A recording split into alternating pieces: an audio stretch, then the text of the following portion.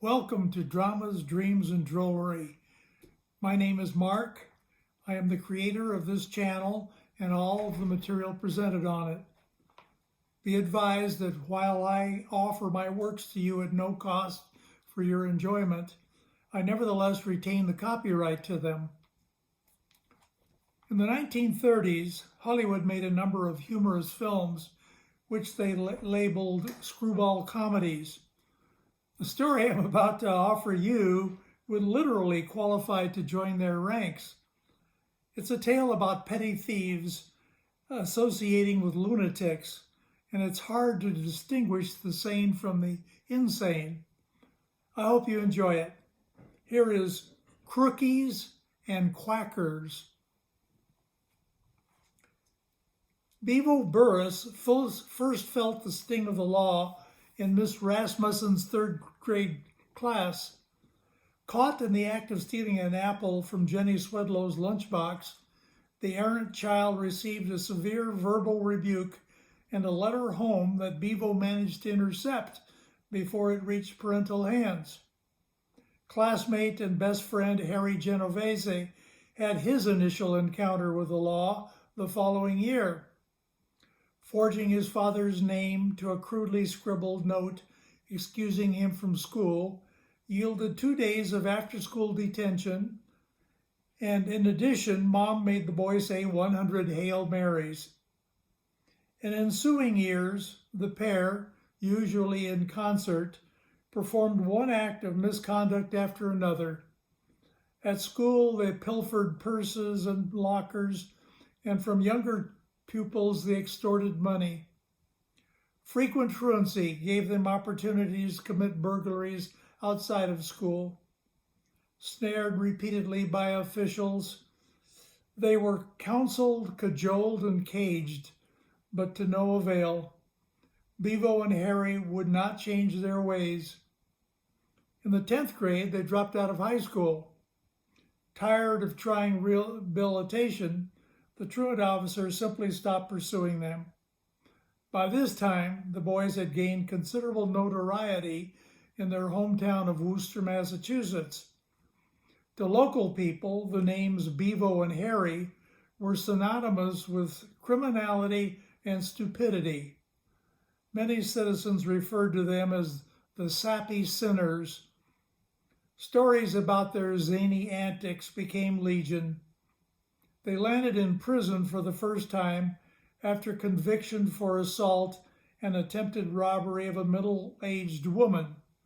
Unaware that the victim was the state champion of karate, they spent the early months of incarceration recovering from multiple cuts, bruises, and broken bones. The second prison sentence resulted from a clumsy attempt to hold up a bank with a cap pistol. A security guard laughed his head off while arresting them. Their third conviction followed a bungled kidnapping. They abducted the maid instead of the business executive's daughter. Then they entertained the victim with stories about their past lives. Now, in 1975, at age 26, the inept duo has just been released from the Bay State Correctional Center in Walpole. This most recent version of hard time has not set them one step further on the path to reform. While munching burgers just 2 days after release, Harry and Bevo began to plan their next job. "How about a jewelry store?" suggested Bevo, grinning broadly. "But you gotta have a good fence or it ain't no good. The only guy we knows is Avery Chiswick, and he's doing 10 to 20 right now." "Hey, I got an idea. You remember what went wrong with that kidnapping job we got the maid?" Yeah. "Well, she was young. Looks like she could have been the guy's kid." "What about it anyway? What idea you got this time?" Kidnapping people is messy business. You gotta feed 'em and watch 'em, and then they goes and tells the cops everything they know. So this time we don't kidnap a person. We kidnap a pet. Are you serious? Yeah, some people loves their pets as much as their kids. Well, that's true, but you still gotta feed 'em. Besides, some pets make a lot of racket. Trying to keep 'em quiet can be a problem. Wait a minute. I got a brilliant idea.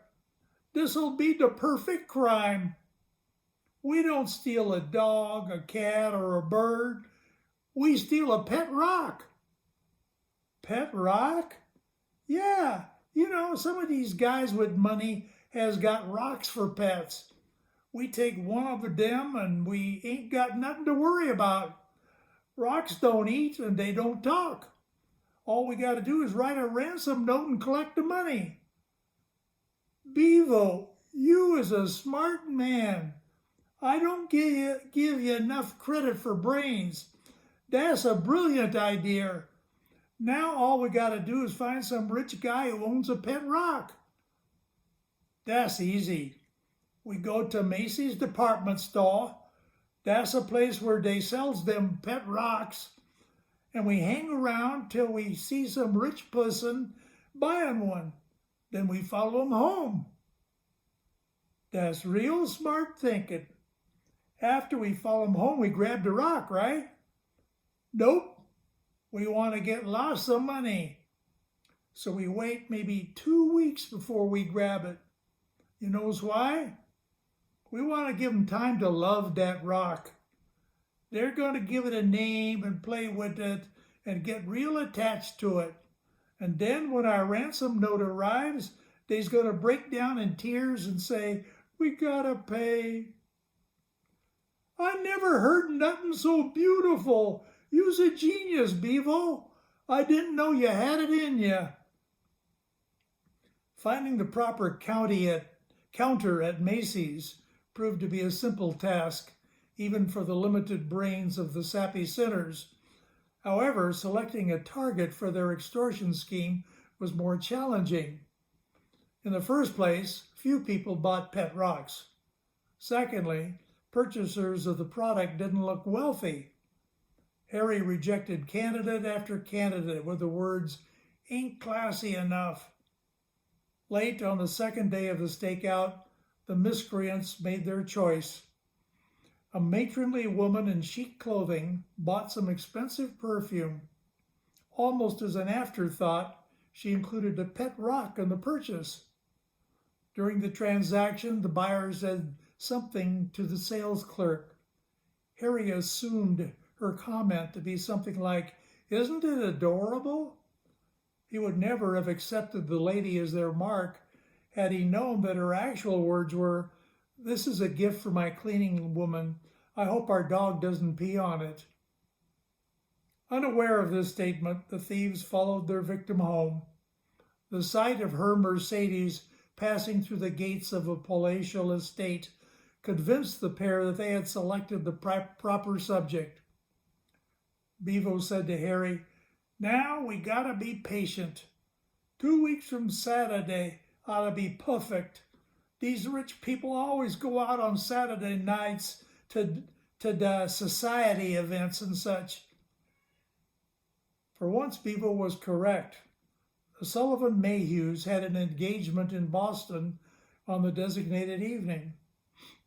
But obstacles remained, notably the iron walls around the property and the 2 Dobermans inside the walls. Harry's plan was to toss drugged meat over the gate. Once the animals were unconscious, entry would be easy. The execution of the plan seemed to go well, although Bevo tore his pants climbing the gate. Inside the house, they were able to locate the pet rock within minutes. But unknown to them, they had tripped a silent alarm. Police sirens wailed just as the pair emerged from the property. Darkness aided their escape. Running hard, leaping over obstacles, and zigzagging across streets enabled the incorrigible duo to elude 2 policemen in pursuit. Hiding in bushes, they overheard the lawman calling for reinforcements. Bevo whispered, "We gotta find some building to hide in quick." The two men bolted from the bushes and scrambled down a side street. They had a half-block lead on the pursuing patrolman. Rounding a corner, they could see red lights and hear the siren of an approaching patrol car. Soon they would be trapped between the officers in the car and those on foot. Bevo grabbed Harry by the arm and yanked him into the darkened entry of a building. By luck, the door was unlocked. The men rushed inside without reading the sign on the exterior. Locking the door on the inside, Bevo and Harry cowered behind it. On the street, they could hear the breathless policemen addressing their colleagues in the squad car. One of them asked, "Did you see two men running your way?" When the reply was no, he said, "Maybe they ducked into one of these buildings." The criminals held their breath as an officer tried the door right beside them. Bevo and Harry heard someone say, "This one's locked. I doubt they'd go in here anyway. If they did, it would serve them right." The other policeman laughed. The wayward pair realized that they must remain in the building for the rest of the night. There was no way for them to know how long the search might continue. Anyway, they were tired. The corridors right and left were dark, but the one in front of them was dimly lighted. They followed the light to a door behind which was an empty room with several beds. Perfect, they thought. The two men stripped to their underwear and got into bed. They were on the verge of sleep when Bevo whispered, "Hey, Harry, what do you think the cops meant when he said it would serve us right for coming in here?" "I dunno," replied Harry. "Just go to sleep." The sappy sinners were rudely awakened at 6 a.m. by the blast of a trumpet. Someone was butchering reveille. Down a hallway, an angry voice shouted, "Dave's got that trumpet again. Take it away from him." Bevo and Harry studied their surroundings intently. One idea crossed the minds of both men. Were they in a military barrack? Into the room burst a tall man in pajamas, holding a trumpet to his lips. Spotting the two men in bed, the trumpet player shouted, "Tension!" Thinking they had better play along with the soldier, Bevo jumped to attention and saluted. Harry followed suit. Moments later, a man and a woman in white uniforms entered the room. Taking the trumpet from its holder, the female issued a brief admonition. "Now, Dave, you know you're not supposed to play the trumpet early in the morning. People want to sleep." Dave replied, "But I gotta play reveille for the troops." The woman looked the musician firmly in the eye and said, "Remember the colonel's orders." A chastened Dave quietly followed her down the hall. The man turned to Bevo and Harry and asked, "Who are you?" Before the intruders could utter a word, he said, "Oh, I know who you are. The new doctors from Chicago. You must have arrived late last night. Sorry they stuck you in here. I'm Dr. Fruga. Which of you is Dr. Winslow and which Dr. Madison?" Bevo identified himself as Dr. Madison. After the newcomers had dressed, Dr. Fruga escorted his colleagues to the dining room for breakfast. On the way, a diminutive man with a large mustache stuck out his tongue. "That's Shorty Horowitz," said their escort. "He always does that.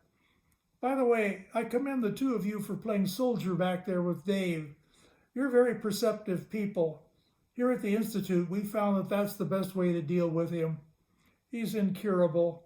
All we can do is keep him peaceful and happy. So all of us staff members have ranks. According to Dave, I'm a sergeant.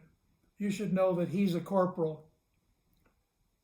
During breakfast, Bevo and Harry were introduced to additional staff personnel.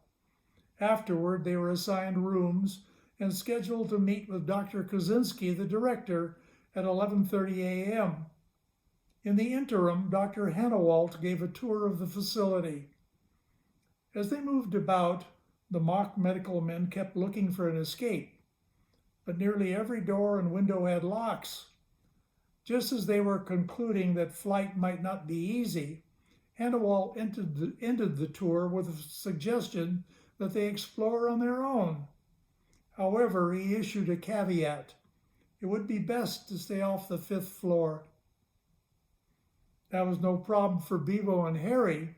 All they wanted was to find an outlet to the street. Dr. Hannibal had left them on the 3rd floor. What they needed was an elevator or stairway. Walking down a corridor, they encountered a gray-haired woman. Smiling, she asked, "Have you doctors seen my puppy?" "No," the men replied. I must find it at once. It's so tiny and helpless. I'm afraid someone will step on it or crush it in the elevator by accident." Sorry, lady, we don't know nothing about your doggy. We're new here," said Harry. "Can you tell us where the elevator is located?" "Certainly," said the woman with a smile. "Follow me. It's just around the corner." Bevo and Harry followed. In the next hall, the woman halted abruptly. "Oh, they've done it again." "Done what, ma'am?" asked Bevo. "Move the elevator," she replied. "They're always doing that, trying to outwit me. They know I'll escape with Flip. That's my dog, you know." Harry and Bevo looked at each other. This woman clearly would not help them. They started to walk away, but the woman called, "Stop! Don't abandon me. I must find Flip. I'll scream if you don't help me, and I'll tell everyone you kidnapped my dog." Tears fell from the eyes of the woman. Okay, Harry said. "What's he look like?" Still sniffling, the dog owner cupped her hands to indicate the size of a loaf of bread. "He's white with brown spots," she said. "People here say he barks too much. Have you heard him barking?" "No, lady," said Bevo. Noting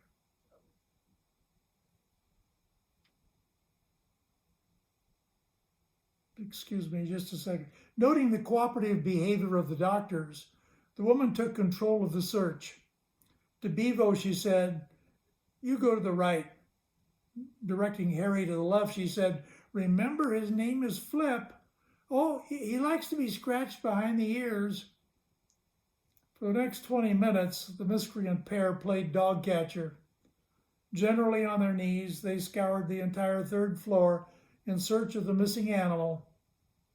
Encountering a stairway, they prepared to descend, but the woman shouted, "Stop! Don't you abandon me, I'll scream." After a brief conference, the wrongdoers decided to appease the woman a little longer.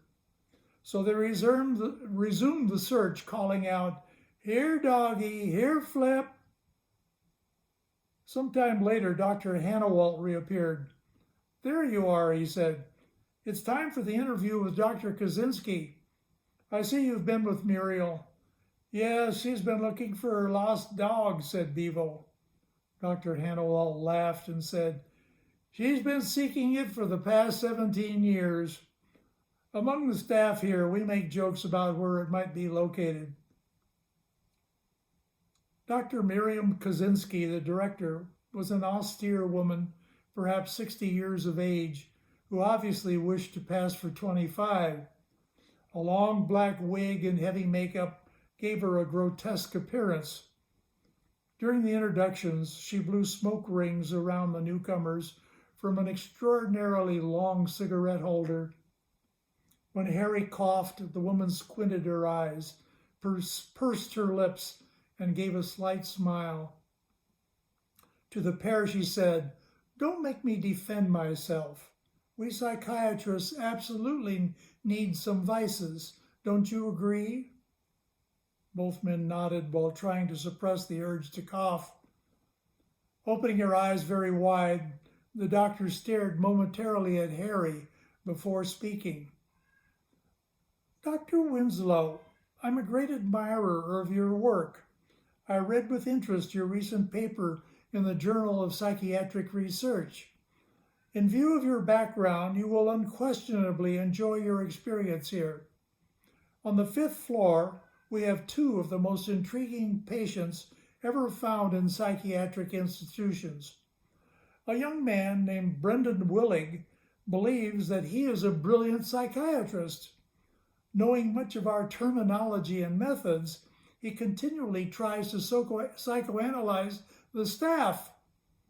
Working with him is a challenge, even for the most dedicated professionals. In an adjacent room is Gladys Irwinsacker. This middle-aged woman tells everyone that she's a marshmallow. Despite our best efforts, we have been unable to eradicate that opinion. After the interview, Dr. Fruga and Dr. Lascano invited the new men to lunch. Bevo and Harry quickly accepted the invitation when they learned that the restaurant was located 2 blocks from the Institute. Here was their opportunity to escape. As they prepared to depart, Amelia Lascano discovered through a window that it was quite breezy outside. While she ran to fetch a scarf, Harry noted a policeman on the sidewalk. He was talking to a man that he had nearly knocked down in their frantic flight on the previous evening.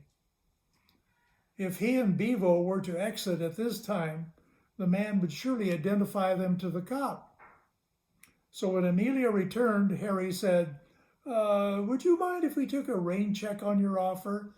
We're rather anxious to learn more about this facility. As the doctors left, Bevo overheard Dr. Fruga say to his companion, I've rarely seen such dedication. We're really lucky to get these two. At lunch in the cafeteria, Dr. Hannawalt had a suggestion for his new colleagues. In the early afternoon, we let the nonviolent patients mingle in a common room. Staff members who have no other commitments often go there to make observations. Seeing the patients interact in that environment can offer insight for their treatment. Excellent, volunteered Bevo. We often use that technique in Chicago. With clipboards in hand, the new physicians maneuvered through the assembled group. There was much action and much inaction. On the left, a young woman was playing hopscotch by herself. On the right, a man was crying in a chair.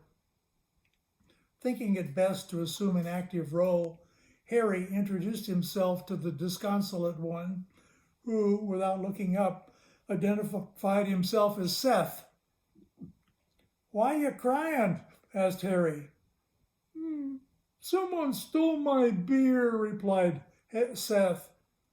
I'll bring you another one, said Harry. Seth's face beamed. You will? He asked. Sure, said Harry. Give me a couple of minutes to talk to the bartender. Going to the refreshment table, Harry poured some root beer into a cup and added a little lemon soda. As he handed the drink to the patient, Harry whispered in his ear, Here you are. I gave it a little extra kick, if you know what I mean.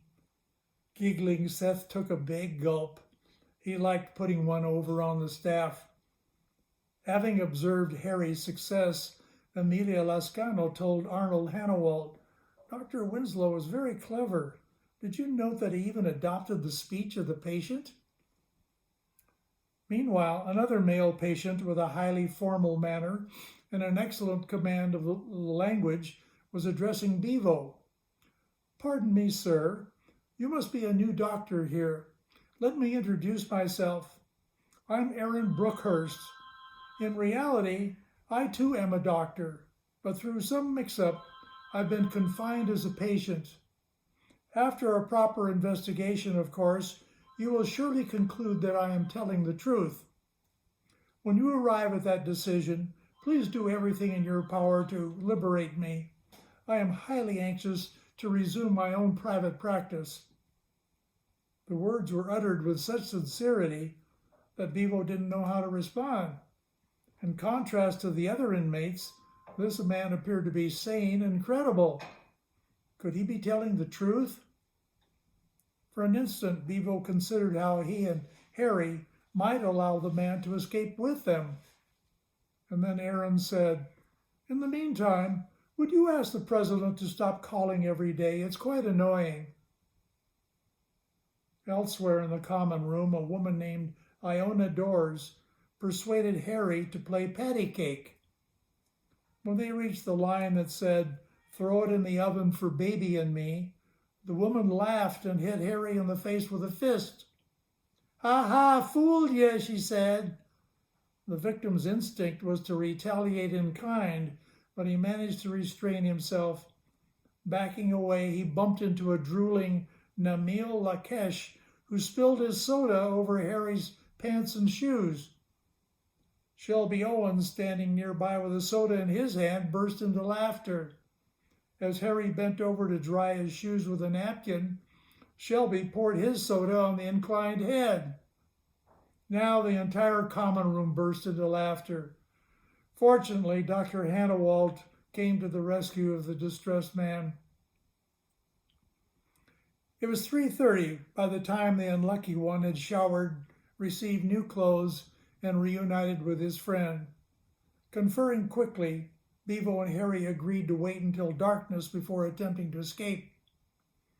About 10 p.m., as some staff personnel were retiring for the evening, Dr. Lascano gave them bad news. She said, "Never leave the facility after this hour. Opening an exterior door will trigger an automatic alarm, which will sound in the police station too, inasmuch as we have patients that could be dangerous to society." Suppressing their disappointment, Harry and Bevo vowed to leave at the first opportunity on the following morning.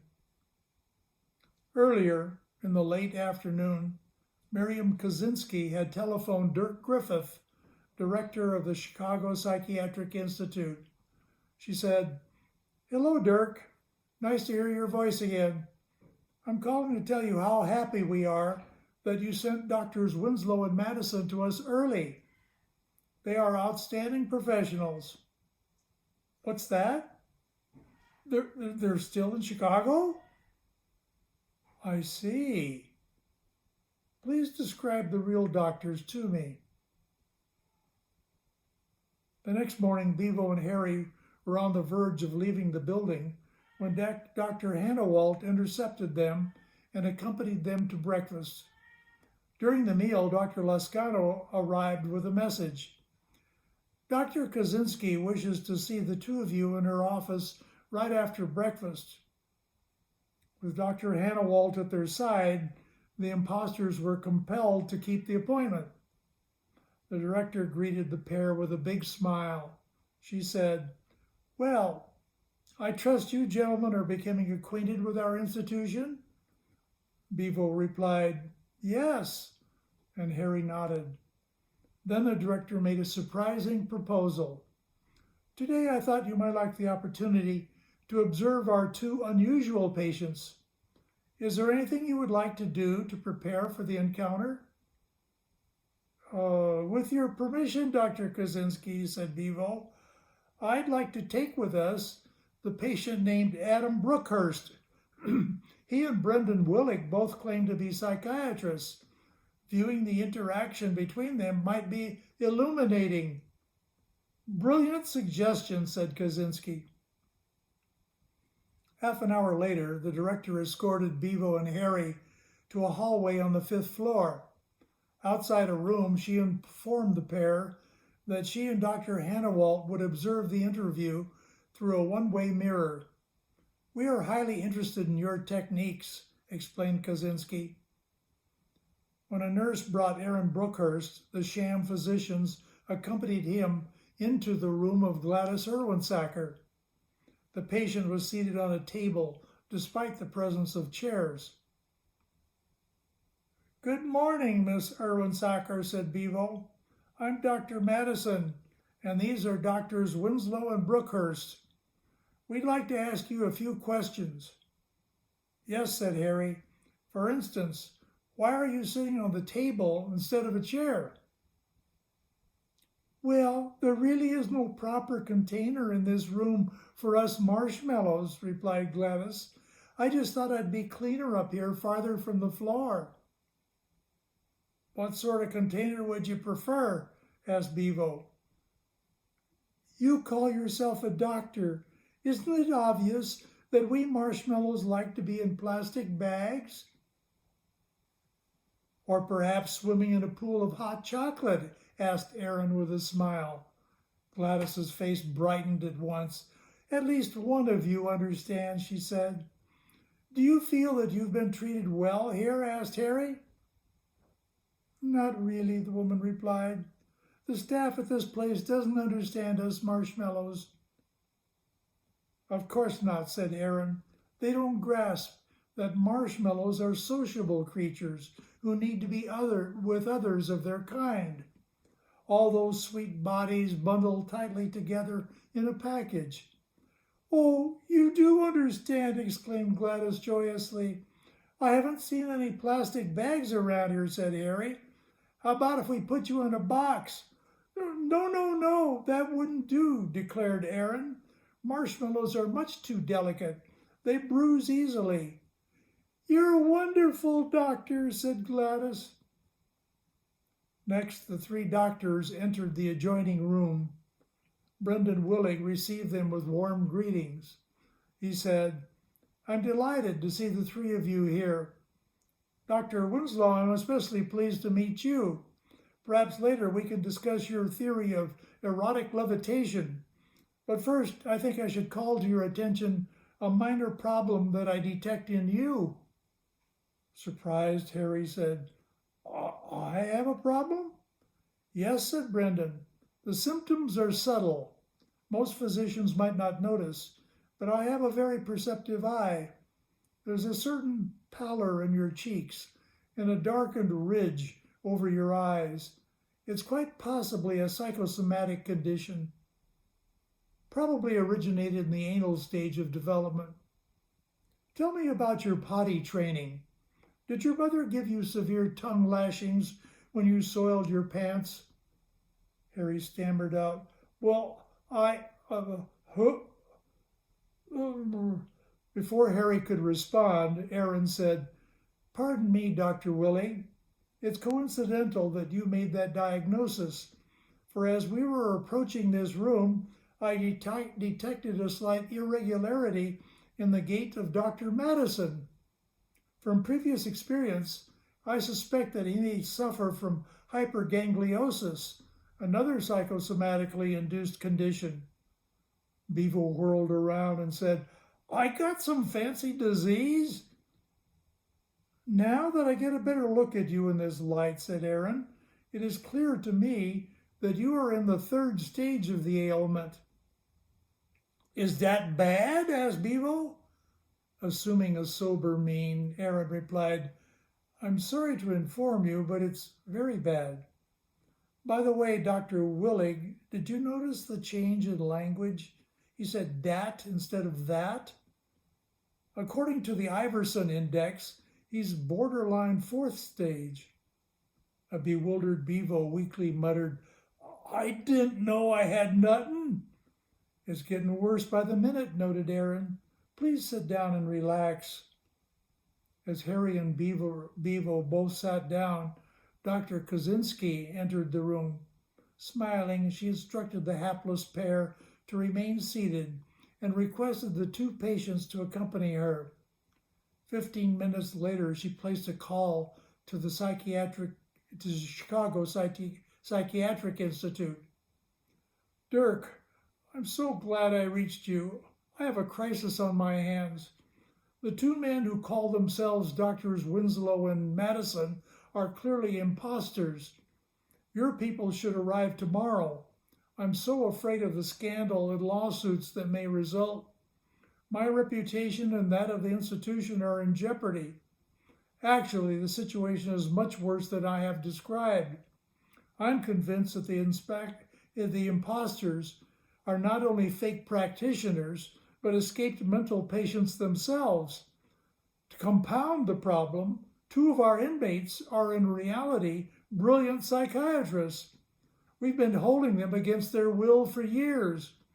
Oh, Dirk, I'm desperate. What can I do? What would you do if you were in my position? Yes.